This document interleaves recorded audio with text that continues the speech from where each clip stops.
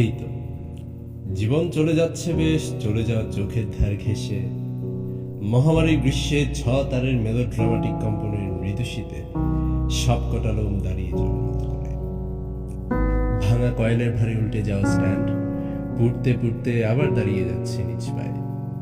মাঝের সময়টা যেন এক বিচ্ছিন্ন মহাকাল। এক ঘুমে পার করে দেওয়া সতেজ রাত, কেবলই দুপুরে তীব্র ঘুমে দেওয়া স্বপ্ন। সমাজ সভ্যতা পুঁজি করে দুবেলা ডাল ভাত জোটে কুকুরের পেটে। বাস্তুতন্ত্র উল্টে যায়, মানুষ কামড়ায় দুর্ভিক্ষ পীড়িত হায়নার হার।